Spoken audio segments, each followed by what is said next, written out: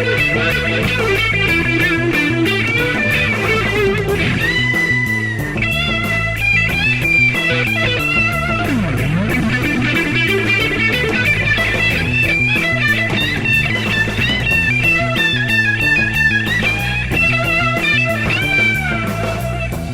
going to show you one of Jimmy Page's signature techniques, as well as one of his most recognizable riffs where he uses that technique. The great thing about this is you can take the technique and apply it to your own guitar playing and learn a sweet Jimmy Page riff at the same time. Let's get started. The technique is called the quarter bend smear.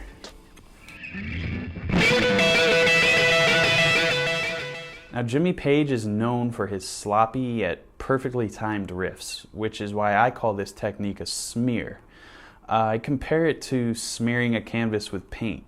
This looks and sounds a little jumbled and careless,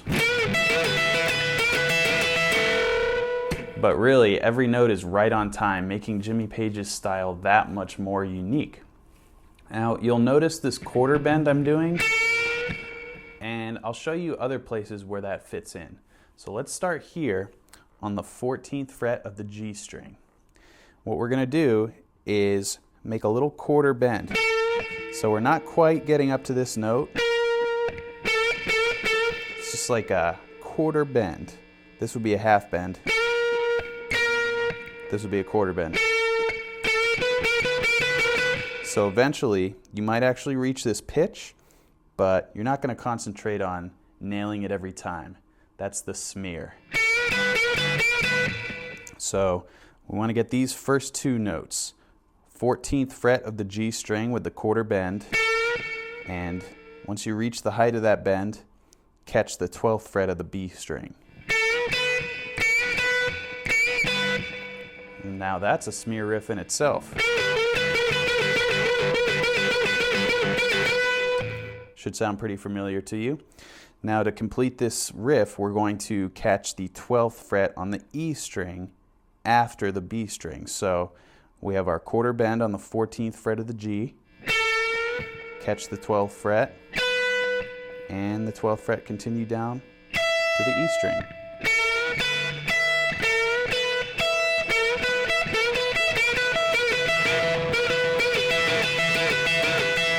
Now, it's important to just make this one fluid motion. You don't necessarily want to articulate the notes, because that wouldn't be Jimmy Page's style. He likes to smear these notes together. So, like I said, don't really concentrate on getting this note exactly in tune. It's actually better if it's a little out of tune. So slow that down. 14th fret of the G string, quarter bend, catch the 12th fret, the B string, and the 12th fret of the E string.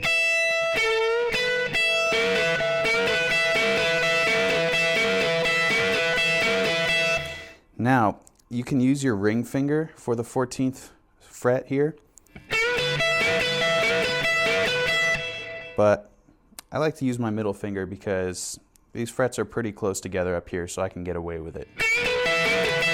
Also, your middle finger's stronger, so it allows for a little bit more of an aggressive bend.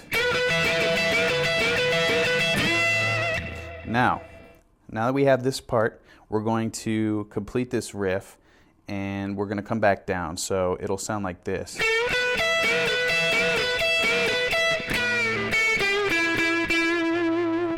So that sounds pretty cool, and the reason is Jimmy Page actually starts his bend without playing the note. This is a super awesome blues trick to learn.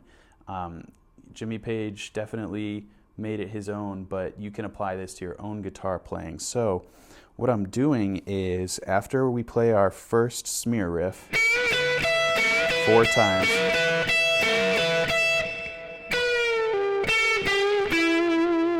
so I'm actually starting with the note already bent. So I'm not going to play it. I'm going to start with it in the bent position. So if I slow that down, it'll look just like this.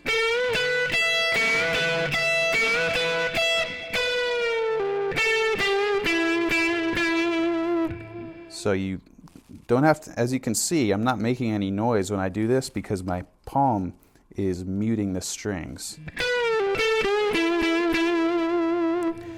So let's play that one more time slow.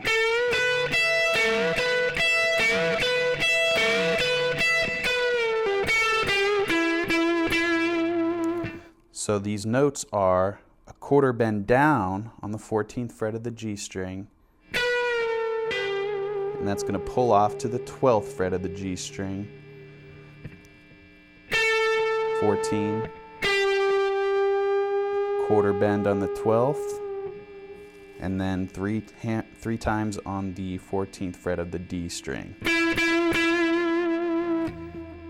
Play it one more time slowly.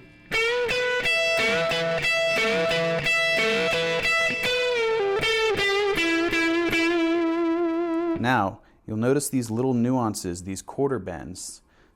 They're really important to get that feel that Jimmy Page is so popular for. So as we come down from our first smear riff, quarter bend, quarter bend.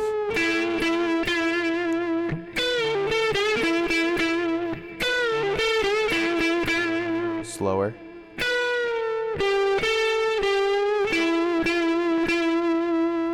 It's such a tiny little articulation, but it makes all the difference. This is what it would sound like without that quarter bend. This is with the quarter bend. Way cooler sounding, I think. So I'll play that riff once again.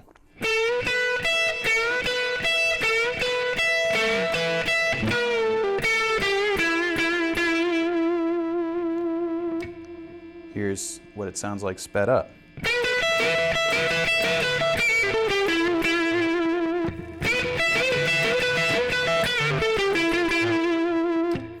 So, after that, we just have one little finishing touch to add on.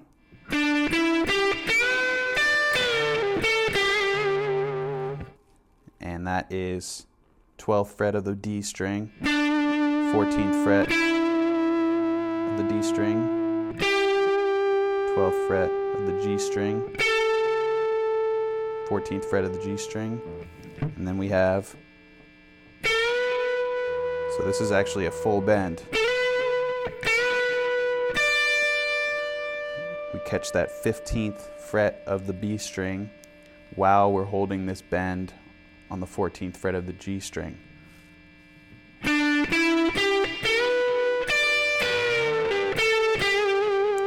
And that riff right there is actually a repetition of the middle riff that we learned. Same thing, starting that bend in the up position.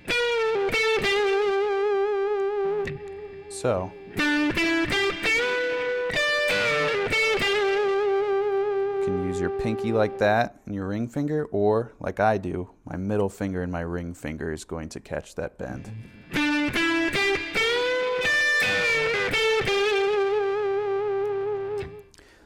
So let's hear the whole riff again, slow.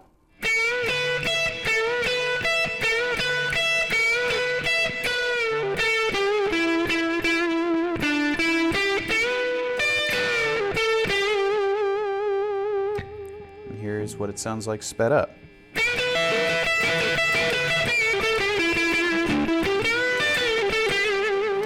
I'm actually noticing that I do favor using my ring finger and pinky. So you can use whichever one that feels better to you.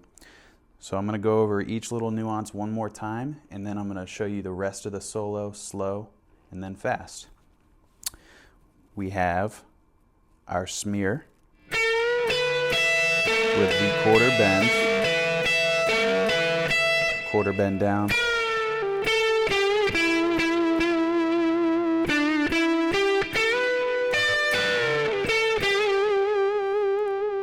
I'm going to highlight each of the quarter notes, the quarter bends and the smears. Quarter bend, smear, quarter bend, smear, quarter bend, smear, quarter bend, smear, quarter bend, quarter bend,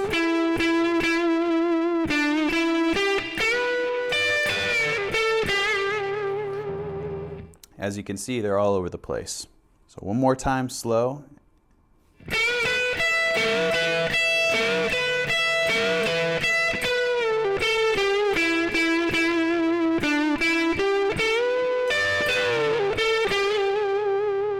And fast.